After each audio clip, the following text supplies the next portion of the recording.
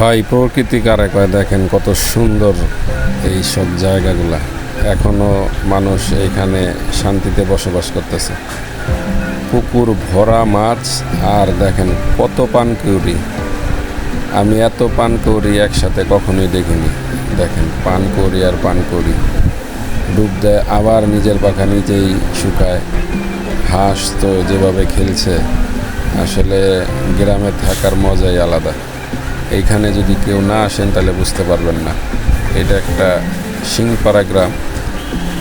এইখানে আসলে আসলে এত ভালো লাগবে, মনটা এত ভালো লাগবে যে থেকে যেতে মন চাইবে আপনার।